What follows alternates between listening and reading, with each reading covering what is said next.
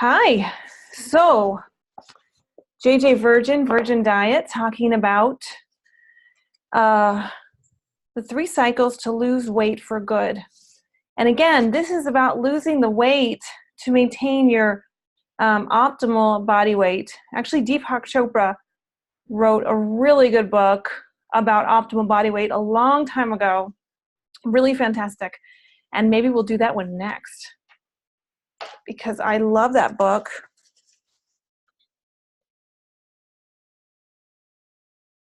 And I'm just making a little note because it is a great book. And it's incredibly insightful. We're just talking about who we are as people and different needs that we have. And, I think that is a little bit of helpful. Okay, so, but this is what we're going to talk about today is JJ Virgin and the elimination diet, because she's really saying, like, by and large, these are the things to avoid. And if you're struggling with weight management and you're struggling with how to take care of your body, then you need to understand that there are kind of like just basics that will really be impactful for you. So what do you do? Cycle 1. Well, I'll tell you, there's 3 cycles to any elimination or elimination diet. So again, this is an elimination diet, which means you take out the things that aren't going to serve you. And she's saying there's 7 main things that are not going to serve you. Take those out, and at a later time, you can reintroduce them a little bit and in the right way, and then recognize what you need to be doing for the rest of your life. Okay, so in the months prior to this, or the sessions prior to this, we have talked about, what 7 foods to eliminate. So she talks about a 21-day process, and I think that's really great. I want to encourage you to start with 7 days, because she does too. 7 days and 7 pounds, right? That's her kind of tagline. Lose 7 pounds in 7 days. Where's that at? Drop 7 foods, lose 7 pounds, just 7 days. True. And then she's saying, okay, now that you've got an understanding of that, let's go into 21 days.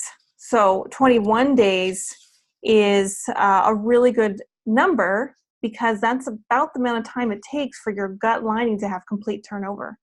Your gut lining, which is made out of cells, is turning over at that level of frequency. So if you have 3 really good weeks and you change things, you're going to be changing things, your gut lining, and that's going to be able to be sustained.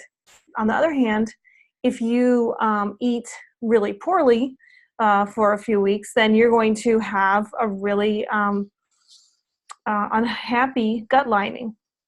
So you can make substantial change in a short amount of time. You have to maintain that substantial change.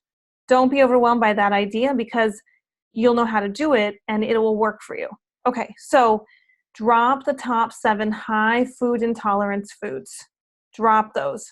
So, and let those go for 21 days. Okay. Then eat clean, lean proteins, healthy fats, high fiber, and low glycemic carbs, and non-starchy vegetables. This is all going to help soothe your gut, heal your gut, and nourish your body, and then increase your ability to absorb your nutrients and vitamins. Okay, then she says, replace 1 to 2 meals with a shake. She says preferably her shakes.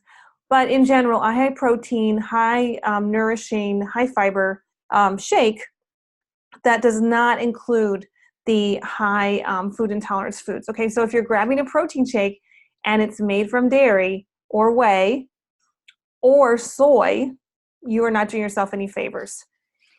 And that's really important. So you want to look more towards like a vegan pea and rice protein source, a hemp protein source, chia seed, and in some cases, I'm not even going to say it.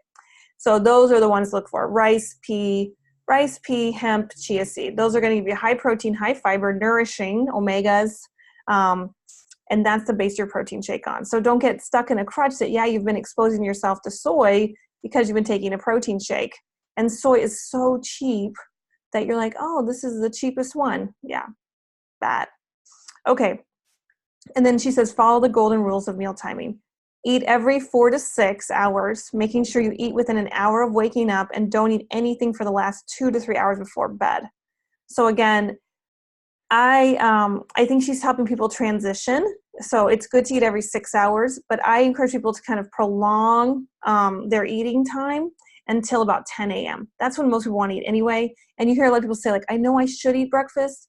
And I just want to clarify that again. If you're a farmer who wakes up at 4 in the morning, and you should be coming in at 8 a.m. for a nice size meal. But if you're like me, kind of a city folk, and you get up and about 6:30 or 7:30, and you do your morning routine, and then you can have your protein shake at 10 a.m. That to me makes a lot more sense. It prolongs your fasting period. And definitely don't eat anything for 2 to 3 hours before bed, because you will notice the difference. You'll sleep better, you'll feel better, and reflux will subside greatly, if not resolve. On the other hand, you give yourself a few days where you're eating late, like I did this week.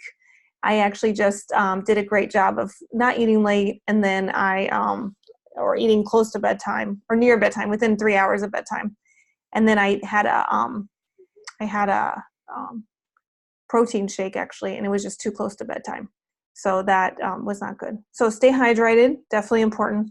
And then eat foods that will satisfy your hunger and heal your body, as opposed to eating foods that you're hungry and you just eat something, put something in your mouth.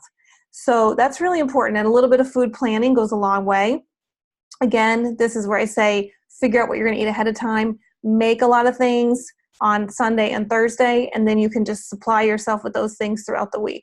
So bake your sweet potatoes, bake your squash, even bake some apples, and have some of those things that you enjoy, that you have available throughout the week, and they're already made.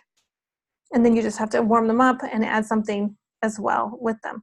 So, and enjoy plenty of fiber.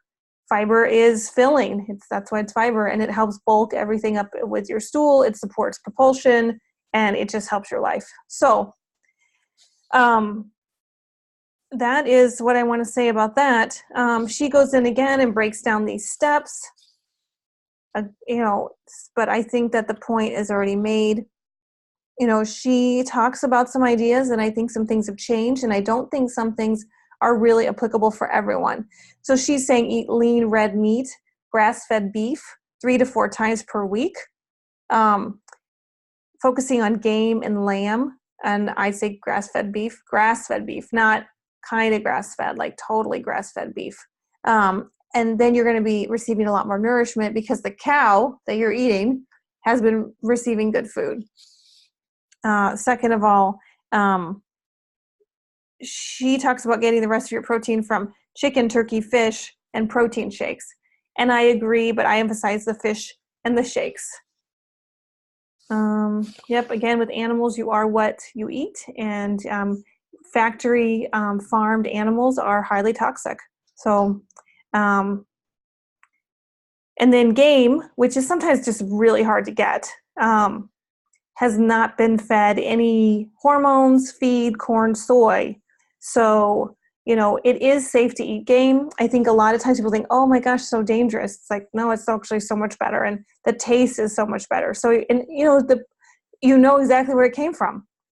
That being said, you still have to have some precautions with game. So you still need to know where it came from, if there's any problems with the herds that are migrating through that area at that time. I don't want to be afraid, but I've learned a lot about this in the last few years. And so you do need to know what's going on, like with deer, with your venison source, because animals get sick too, and animals have viruses and such, and diseases that go through the herds. And so there might be years that's not a good idea, and you need to know that. So you still have to be thoughtful about what you're eating.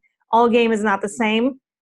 And it's amazing here in Michigan, because I've heard some things about the deer, some seasons in different locations. And then I've heard some things about the chickens. Chicken virus was a big deal about 3 years ago. So, okay, fish is a difficult thing to find. It's incredibly difficult. You want to work on getting your lowest mercury load. And the other trick with that is to make sure that you are getting these sources from places that you know and trust. So it's not okay to turn a blind eye. You really have to look at that. And then she just talks about mercury load. Also with mercury load, having organic strawberries, you can have them in the freezer. You can have them as a separate meal or a little bit later as a dessert. And organic strawberries will help pull out toxins. Pretty cool. Yeah, basically you have to look at if you're vegetarian or vegan. That would be a separate discussion, and she's got a few key notes to make sure that you know what you're eating. So I want to just highlight lacto-ovo-vegetarian, right? Because a lot of us fall into this, or that we rely on dairy and eggs, and we get into that idea that these are products of animals, but they are not necessarily debilitating to the environment, or they are not a high environmental load to obtain these things. And I agree. And they are, in essence, foods of poverty. And I lived for a long time lacto-ovo-vegetarian, or actually not even, I lived for like 10 years in this largely vegetarian, lacto-ovo primarily, some occasional fish. And I was eating a ton of eggs. And then that was really the transition when I started her book about 4 years ago now. I recognized that I was eating eggs that were, it was too much, and my gut was bloating from the eggs. So that was a big deal. You're eating a high amount of food intolerance foods when you're eating vegetarian, because you're eating, in essence, sometimes, okay, so I should say, in essence, a lot of us were choosing lacto-ovo because it is less impactful on the earth, right? That was one of the main reasons that I chose to be lacto-ovo-vegetarian. But then I was eating dairy, eggs, soy, wheat with high gluten. And this is also a transition time for our food supply between the 90s and 2000s and now, you know, the almost 2020. The food quality in the last 20 years has been just despicable in many ways. So things that may have been less problematic, because let's say the eggs had a higher quality when I was 20 than they do now that I'm in my 40s. So you can't rely on these foods in a lot of ways because they are so nutrient depleted. Okay. Also, vegetarians and vegans eat a lot of grains and legumes. They're high in lectins. That can be difficult for some people's immune systems. They can be high in phytic acid. They can be high in binders because they're high in minerals, which is important. And so it's also a high carb diet, and it's difficult to balance protein sources with vegetarian. That being said, plant-based diet is different. A plant-based diet is picking spaghetti squash over spaghetti noodles. A plant-based diet is picking an eggplant patty over a grain patty, or let's just leave it at that. So these are the ideas. And then you need to eat fat to burn fat, and that's really important. Fat is a macronutrient. There are three: proteins, fats, and carbohydrates. We should not demonize macronutrients. So it's really important to recognize that macronutrients are supporting us. We need them. Sometimes in different healing processes, we need them in different proportions to initiate a healing process or help us gain awareness of our food.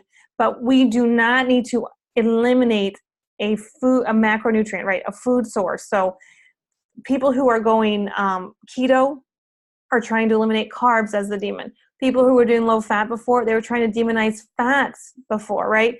And then protein has just kind of been, protein, you have to reduce protein in some disease states, particularly chronic kidney disease, and you try to boost the kidneys in that time so then you can create balance again. So that's really important. There are different times where macronutrient priorities come into play, but it's really important not to demonize macronutrients.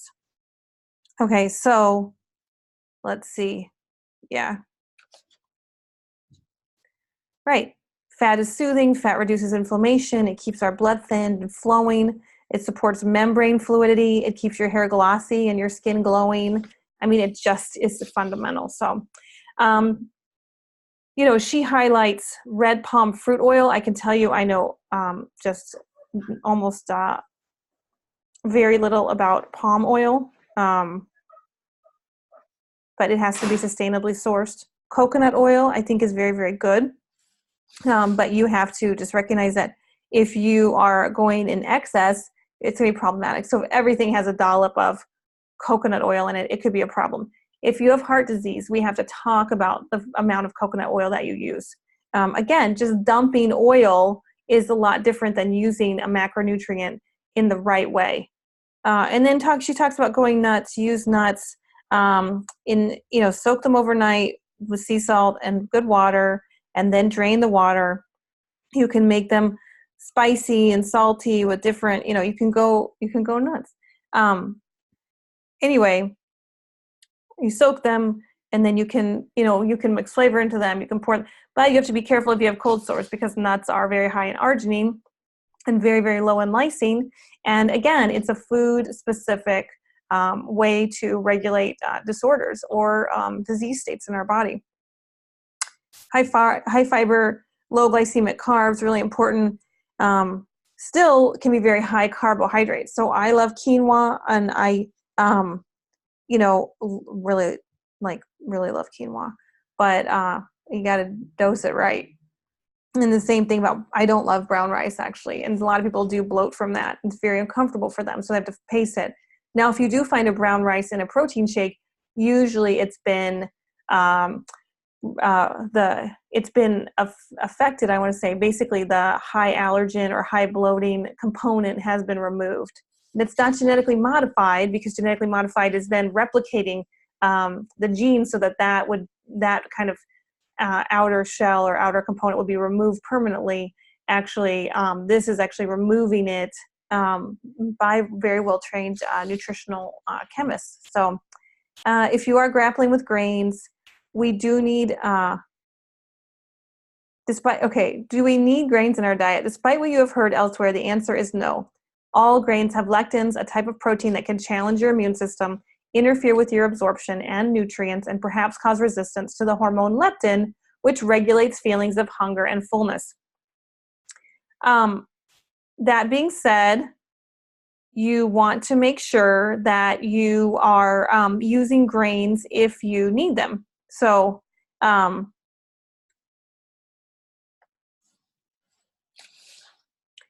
you just have to be thoughtful, and this is where you incorporate a health coach or a nutritionist. So definitely want to soak and sprout. There are many non-starchy vegetables to choose from. Broccoli can be a great base for your meal, if that works for you. Brussels sprouts that are not charred can be a great source for your meal. Okay, and then she talks about, just some more cautions about nightshades, eggplants, peppers, potatoes, and tomatoes. They come with a high lectin content that can cause pain, particularly hip pain. And also you want to be careful of ashwagandha, because ashwagandha is a nightshade. So if you do struggle with nightshades, you have to also include ashwagandha in that. Okay. And 3, she talks about drink your shake. Yep. You want to just focus on highly nourishing nutritional sources. And a lot of people talk to me about this, like, I don't want to use a shake. It's not natural. And I'm like, I hear you. I definitely thought that before. And then it's like, well, what is healthy? Why is it, if it comes from a restaurant, it's more of a food, right, than if it comes in a medical shake a medical shake. So I think people have to get over that. We're not eating highly nutritious food. Medical food shakes are highly nutritious. Yes, they are created by someone who's looking at nutrition, and then they're adding taste, as opposed to looking at taste and then not even considering nutrition. So I do think that there are a lot of good shakes that are highly nutritious, that are very supportive of our well-being. I think it's wonderful. We have a patient telling me just the other day about how they don't have hunger. Of course, they're down 28 pounds in a healthy way over a year's time, down 28 pounds, and fantastic. And, really just, I have my shake in the morning. I have a nice meal in the, early evening, and I'm done with food. I drink my water. I feel great. I have tons of energy. Food does not rule that person's life. As opposed to before where they're like, what do I eat? Why do I have cravings? I'm going to add some more food. This isn't nourishing. I just think a medical shake takes out a lot of the questions for people who are struggling with getting nourishment and maintaining a healthy weight. And so, ta-da, it's like, it's balanced, it's good, it's nourishing, it's simple, it just makes life easier. And, grandma is not in my kitchen making some kind of beautiful from the garden meal, but my shake is in the kitchen and I add that, water, sometimes coconut milk, sometimes spinach, sometimes a little banana, and I'm done in, well, if I do it fancy, I'm done in about 5 minutes. If I do it not fancy, I'm done in about 45 seconds. And then I drink it joyfully. I have the time to just sit and drink it if I want to, which sometimes I do. And I'm just like, okay, that was nice, easy. I'm done. I'm nourished. I can go on with my day. So, just recognize that it's okay to have a medical shake. It's okay to have a protein shake. Just don't go, super cheap. You should be looking at a meal. And if you go to a restaurant and you sit down for a breakfast, you're going to be spending about $11. If you have a protein shake, that is the best quality one that we have, like the most important one that we have for people. They use it for just a few months, but it's $4.50 a shake serving. Okay, that's $450 for $4.50 for breakfast. Excuse me. See, so it's $4.50 for breakfast, and it's half of what you would spend in a restaurant. Much more nourishing and actually helping to reduce some medical problems. So that's a big win. The shake that I use most times is somewhere around $2. But that, if I have it at 10, it's serving me very, very well, 10 in the morning. Okay, so those are some ideas. The shake is your friend. You definitely can add some things to it. I was actually also I was talking to one of my patients recently, and they spent a lot of time having these fruit-only smoothies. And that is super depleting, carb exclusive, right? So it's not a balanced macronutrient at all, or a balanced source of macronutrients. So I think the rest she talks about, in terms of water. My only caution for water is there's two. One, if you are hungry, you might actually be thirsty. So put the thirsty in front of the hungry and have a glass of water. And you have to just train yourself that you're going to look for the thirst first. That's a good one. Look for the thirst first. And then when you do that, then you can say, okay, you know what? I am hungry. Okay, but I'm not thirsty anymore. So that's already going to satiate the part of your brain that's looking for thirst. It's really next to the brain that's looking for food, because before you used to get a lot of water from your food, right? So your brain doesn't really know the difference. So if you're hungry, you're probably first thirsty. So first look for the thirst first. And then second is drink your water and then be done with it, because you have to recognize water is a foreign body. And so if you're putting in your system, it slow drips all the time, you're maintaining inflammation in your gut, and you're also irritating your bladder, because your bladder has to have a time where it feels empty. If you constantly keep your bladder at a low hum, you've got a little bit in there, it's going to keep the muscle dilated. If whatever's in that fluid can be irritating, it can be a breeding ground for bacteria. So subclinical urinary tract infections, or you have like just a potential space for bacterial overgrowth in your bladder. So make sure you drink your water and then you're done with it. Sipping throughout the day is non-beneficial for sure. In fact, I believe it's highly detrimental. Now, that being said, if I'm seeing a lot of patients in the day, I will do that because I have to also be able to speak. So it's not that you have to do these things 100% of the time. It's just a word to the wise, so that if you're not spending the whole day talking, then you don't have to wet the whistle a little bit with a little bit of hydration. Then, do it in your own best interest, which is to just drink your water, 12, 16 ounces, have your meal, go to the bathroom, and empty out your body. Encourage elimination. Okay. There's, of course, other components to what she talks about. I love that she talks about healing foods. Really, look to that. And then, you know, healing foods, apples, artichokes, avocado, beets, berries, broccoli. I mean, there just goes lists and lists of what is really, really good for you. And then, you know, use them, make an effort to add one, add two in your meal. And then also, we need these healing foods. And she says, you know, have a poop that you can be proud of 2 to 3 times a day. That's eliminating what comes in, it goes out. Okay. Yep. And then get your fiber in a lot. Okay. So here's her statistic. And I've heard this before, but the average American eats 5 to 14 grams of fiber per day. Oh my God, a fragment of what you actually need. You should have 50 grams of fiber per day. Okay. Don't turn this off. However, I don't want you to take from 5 to 50 overnight. Yeah, you want to go slowly and increase. Every other day, add another 5. I'd say every third day, add 5 more grams, which is basically adding chia seeds to your life by the tablespoon or half tablespoon. If you can get to 50, you are a rock star. You can't even believe how much better your life will be.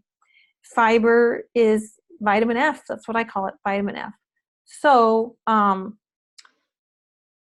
that is doing it for sure. And then, you know, just as you get started on this, recognize that it's probably going to be difficult a few days. You know, you might be like, wait, my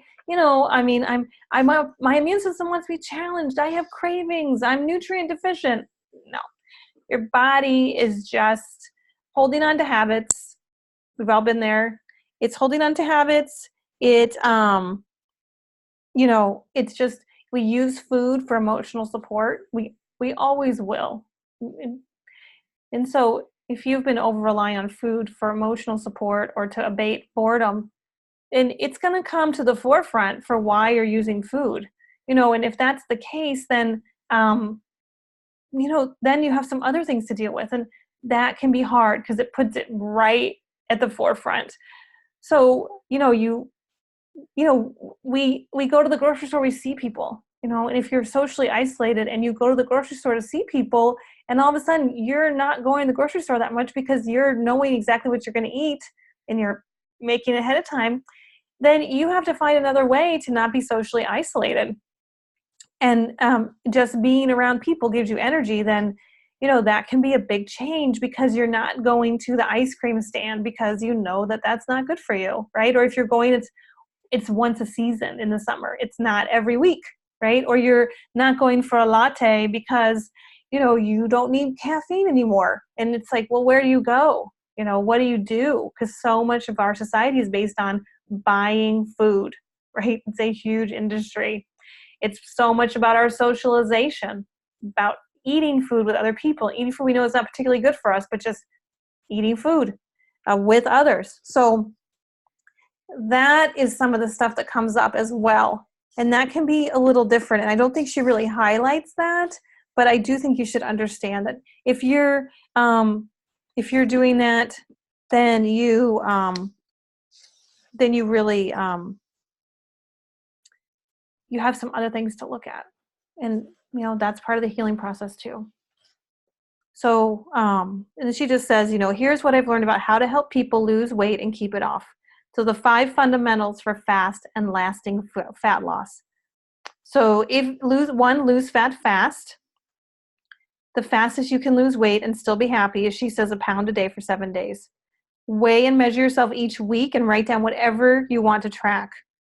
So it's good to measure your waist, hips and thighs, your water intake, your supplement schedule, your bowel movements. Just write 1, 2, 3, and you can do a half line if you want, or something like that, to give you a sense of how are you moving your bowels. Get support and be accountable. Okay. I think accountability is really important in nutrition support or health coaching support, and also making sure that person is affiliated and working with your physician. So re-challenge and customize. So we're going to get to that. And re-challenge and customize yourself every 3 months. if you like, because foods that you cannot tolerate now may work for you once your system is healed further. We're going to talk about that next time. And plan for maintenance, which is like getting your stuff in order and reorganizing your concepts of food. Big deal. So, and then I just like throughout the book, actually, she gives anecdotes, and I think she gives people stories. And this one came from Michigan. Oh my gosh. So this person started at 185. They went down to 172. They lost inches off their weight and hips, and went down about 13 pounds. I'm a wife. I'm a mom of 3. She works with a Virgin diet. Again, I don't like calling it a Virgin diet. It's really about understanding the science of nutrition and also as lifestyle medicine. Working full time, lots to do. I think the biggest change came with more energy, and that's a big deal. Feeling mentally alert, having enough energy to be physically and mentally engaged with her husband and her children. Feeling more confident and having her clothes fit better. The biggest takeaway is that vegetables and salads are okay to eat, and they even taste good. I've never been a huge fan of vegetables. Green beans and carrots being the extent before, but for the most part. But they're growing on me, right? Because you're developing your taste buds. Sometimes it's 30 tastes before you like something if you're not familiar to that taste. Before, I didn't usually even eat breakfast, so the shake in the morning time was great. Now I modified that a little bit. I usually don't eat breakfast, so the Virgin Diet shake for breakfast has been great. But again, I'm encouraging you, and I think JJ Virgin has changed a little bit in her mindset since a lot of research has come out since this book was written on intermittent fasting. So, and she just thanks JJ Virgin for great success and a great program. And I agree. Again, I just want to end this with saying, this is not a diet. This is about understanding how your day-to-day input of food and nourishment affects your overall well-being and longevity. So things to think about. Okay. Be well. Talk to you later.